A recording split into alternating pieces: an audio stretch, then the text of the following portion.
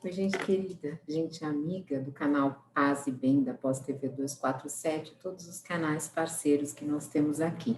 Eu sou Carla Pavão e é com muita alegria que eu venho aqui para mais esse Paz e Bem. No dia de hoje, eu vou falar com vocês sobre um estudo que eu estou fazendo deste livro aqui de Lina Boff, chamado Mariologia. E qual que é o nosso assunto de hoje? Eu vou truncar esse livro em dois Paz e Bem, porque senão a gente vai ficar muito longo. Então, ela começa falando aqui sobre a mística da militância, em que consiste isso? E para isso ela traz uma definição de Leonardo Boff e do Frei Beto, de 1994, que está nas páginas de 49 a 66. O parágrafo diz o seguinte: para o cristianismo, as libertações sociohistóricas são abertas à transcendência e apontam para o reino de Deus. Todas as pessoas de boa vontade participam desse processo libertário e humanizador, que se dá dentro do cotidiano como processo transhistórico. A militância feita com mística saboreia a Deus a partir das pessoas que clamam por vida e contemplam a Deus no rosto dessas pessoas. A mística e a contemplação, portanto, constituem uma única experiência fundante. O Deus proclamado por Maria no cântico do Magnificat não se encarnou na pessoa do poderoso em seu trono, nem do sumo sacerdote em seu altar, nem do sábio em sua cátedra, mas na pessoa do oprimido, do excluído, que acaba fora da terra, da cidade e é crucificado. Claro que, para mim, na visão espírita, né, não existe o crucificado, mas nós concordamos que não existe essa encarnação, na verdade, nenhuma pessoa deste Deus. Mas aqui nós estamos estudando uma questão católica, e que eu tenho muito interesse, por isso que eu trouxe para vocês. E aí, o que ela vai continuar escrevendo? Ela vai dizer o seguinte, que o mistério do transcendente que se encarnou se encontra crucificado, grita na cruz por vida e quer ressuscitar, no meu caso, reencarnar. A ressurreição de Jesus crucificado quer reafirmar o primado da justiça e da vida. Isso também segundo Boff, na obra de 1993. E ela vai dizer o seguinte, a mística da militância que nasce do mistério pascal se inspira na fala da Maria do Magnificat, para exigir justiça e vida enquanto serviço solidário realizado na esperança. Então, nós passamos da Páscoa já, mas esse texto continua despertando interesse, até porque eu fiz uma série de místicos da Idade Média. Se você perdeu, volta na playlist do Paz e Bem, que eu falo sobre muitos místicos. Então, aí ela completa aqui a Lina Boff. A mística vivida na militância, já falei essa parte, esse testemunho configura uma mística cristã que se expressa em algumas atitudes consideradas fundamentais para o militante de hoje. E ela vai dizer o seguinte, primazia dada à palavra de Deus, amor ao povo, confiança depositada nele, valorização daquilo que Deus realiza, no serviço gratuito, na descoberta da misericórdia e da justiça em que cada encontro que o militante faz com Deus na sua comunidade de amor. Então, a experiência mística feita na militância, ela vai dizer que atinge sua expressão plena quando se faz prática do cotidiano, que é uma prática aberta, transcendente, inefável, num Deus comunidade de relação amorosa. E o impulso dessa experiência permite que se ilumine toda a vida num processo de elaborar uma imagem de Deus como continuidade relacionada e de comunhão. E isso, vejam que interessante, ela vai dizer que isso isso despede muito os ricos de mãos vazias. Então, ela vai trazer os autores sagrados da Escritura para falar do fim daqueles que egoisticamente tudo possuem e têm como finalidade tornar evidente a bondade infinita de Deus para aqueles que nada possuem. E a maioria dos exegetas coloca este versículo num plano socioeconômico, mas Maria se antecipa ao Filho, se antecipa a Jesus, proclamando como bem-aventurados os famintos, porque serão cumulados de bens. Com a ordem e os ricos despediu-os de mãos vazias, que está em Lucas, capítulo 1, versículo 53, o cântico da Virgem Maria, que é o Magnificat, indica dois tipos de riqueza, né? A material, econômica, e a espiritual. Nós, espíritas, também falamos de tudo isso, nesse diálogo interreligioso. E aí ela vai dizer o seguinte: se eu tenho fome, é uma questão econômica, mas se meu irmão tem fome, é uma questão religiosa. Significa dizer que a fome do pobre é um problema mais que simplesmente material social, é um problema espiritual, moral e mesmo teológico. Olha isso, não fiquem bravos, ela vai desenvolver esse raciocínio. Ela vai dizer o seguinte, que Maria dispensa os serviços assistenciais filantrópicos dos grupos empresariais que dominam a economia do mercado.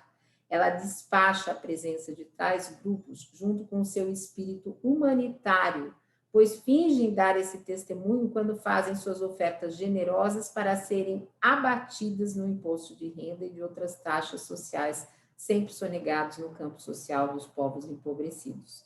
Então, ela vai dizer, neste contraste, tudo indica que Maria coloca um desfecho ao seu protesto contra essa situação, mandando-os embora. Então, Maria formaliza publicamente um título de crédito para as massas pobres, assegurando o crédito de direito. Ela carrega a indignação popular, ela solta a voz a resolução inabalável tomada em favor das massas destruídas dos bens básicos, para que tenham uma vida vivida com dignidade.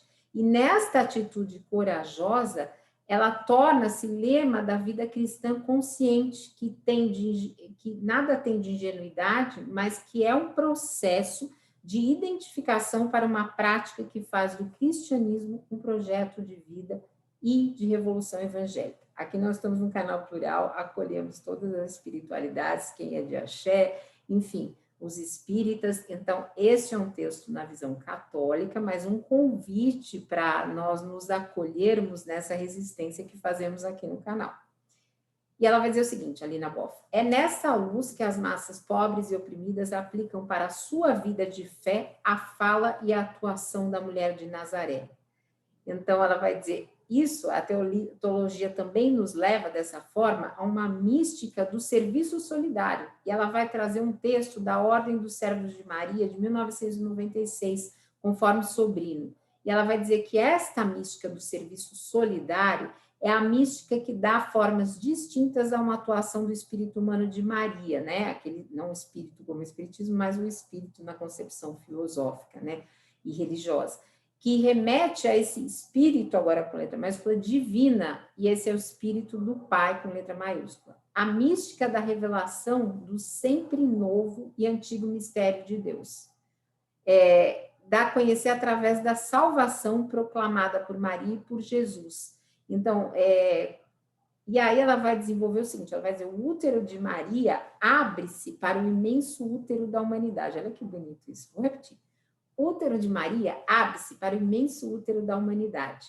A mística do serviço solidário é a mística da celebração do louvor à comunidade divina.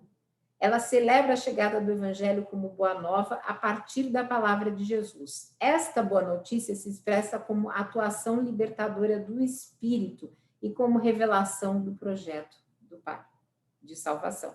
No nosso caso, nós não acreditamos em salvação, mas num processo de autoeducação a partir do qual se dá a transformação e, entre aspas, a salvação, ou seja, vivemos melhor. Mas aqui nós estamos seguindo um texto católico. E aí ela vai entrar no Magnificat. Magnificat, acho que a Dora fez boas palavras, e eu fiz logo no começo do Paz e Bem, eu fiz também o texto do Magnificat a partir do livro da Dora e do Alessandro Bigueto, que se chama Todos os Jeitos de Crer, que é distribuído de forma interreligiosa em várias escolas, enfim. Então, o Magnificat não pode ser um simples salmo judaico, ela vai dizer, é um cântico dos nossos pais e mães ancestrais. Ele reflete uma mentalidade inteiramente hebraica. Deve-se acentuar que ele também celebra um evento salvítico extraordinário, no qual se encontra o seu cumprimento às promessas da Escritura. Mas no Magnificat de Maria vai se apresentar o quê? Ela vai se apresentar como uma mulher do serviço solidário, porque ela vive uma mística, e olha que bonito isso, do compromisso ético com o seu povo. Ela articula com a vida prática o impulso do Espírito de Deus. Ela está lá como mulher inserida no meio do povo, na vida de mistério do plano salvítico do Pai.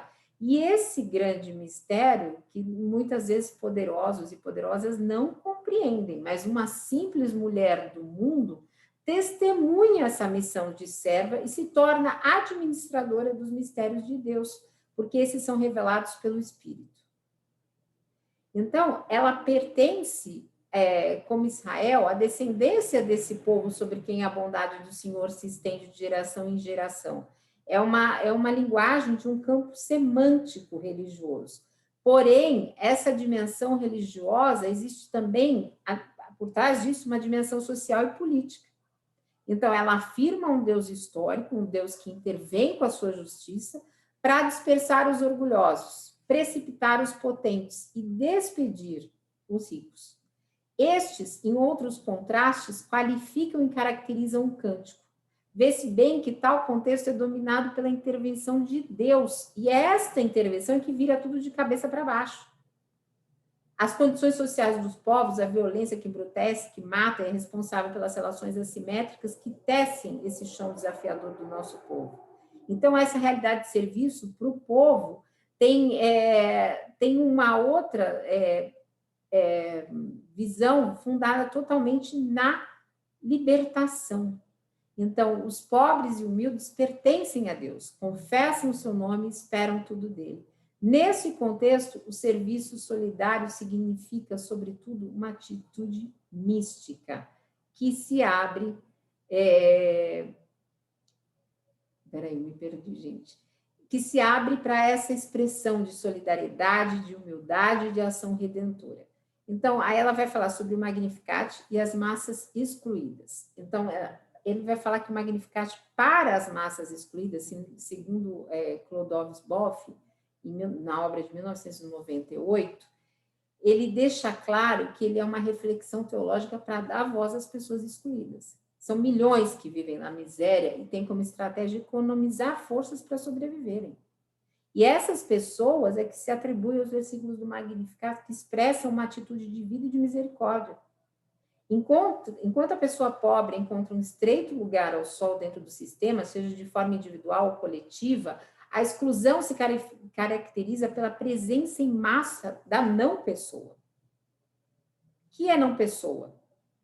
Em nosso contexto, a não-pessoa é toda a pessoa excluída dos bens primários e básicos para a vida do sistema vigente, do universo cultural do seu povo e até da sua própria comunidade cristã-religiosa. Então, as massas pobres e oprimidas clamam por justiça e clamam por vida, porque elas estão como não-pessoas. E elas se caracterizam por traços, como, em primeiro lugar, elas se sentem rejeitadas, não queridas, sobrantes. E esse sentimento exige que se reconheça a dignidade humana dessas pessoas para que se criem melhor condições de acolhê-las, dar gestos de amor concreto, gratuito, que é o que o padre Júlio Lancelotti faz de forma primorosa. Em segundo lugar, essas pessoas não gostam de soluções violentas, urgentes ou apressadas. Então, exige de nossa parte isso que? Respeito e solucionar os graves problemas de forma pacífica e mansa. E é isso que, inclusive, a Dora vem desenvolvendo todo um trabalho de comunicação não violenta. E eu, como formanda da Universidade Livre Pampédia, tenho me empenhado também para aprender mais com todos. E ela vai dizer que, finalmente, as pessoas excluídas encontram o quê? Na religião a melhor solução. Porque, para elas, Deus não é mistério, ele é evidência. Ele não é enigma, ele é luz. A religião não é o problema, mas é a solução. Nós estamos vendo aí os evangélicos, que há muito tempo o canal já disse para nós acolhermos essas mulheres negras, solitárias, sozinhas, muitas vezes vítimas de violência, quando tem um parceiro, que estão aí, né? Então, ela vai dizer, tal prática, Lina Boff, exige que se respeite o direito que elas têm de viver a religião como fator fundamental de sentido e de resposta às consequências das exclusões que pesam sobre elas. Então, as atitudes que clamam por vida são carregadas de paciência a toda prova. É uma paciência histórica. As pessoas excluídas, elas alimentam essa confiança na justiça imanente da vida. Elas sonham com a chegada do dia que lavarão sua alma de todas as tribulações e injustiças. Elas aguardam a manifestação plena da vida com sentido. Sentido que é vida dentro da vida. E com a Maria e o Magnificat, isso chega.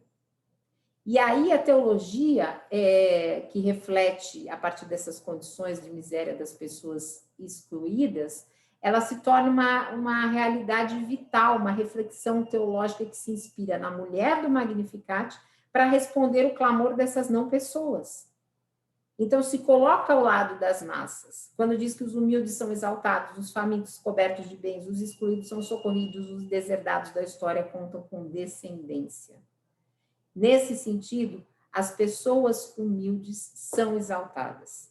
Então, eu estou perdendo a rastreabilidade aqui do tempo, então eu vou, no próximo vídeo, eu não sei se vai ser o próximo Paz e Bem, mas o próximo vídeo que eu vou falar sobre a Mariologia, daí eu vou conversar com você sobre as pessoas humildes sendo exaltadas. Mas isso é o que nós temos para hoje. Deixem o seu curtir, seu like. Nós temos Caminhos do Espiritismo. Precisamos muito do like de vocês nesses vídeos, como forma de resistência a todo esse movimento tão conservador que existe dentro do Espiritismo. Então, deixem o seu like. E temos as outras programações aí todas do canal que vocês veem na descrição do vídeo. Um beijo grande, paz e bem.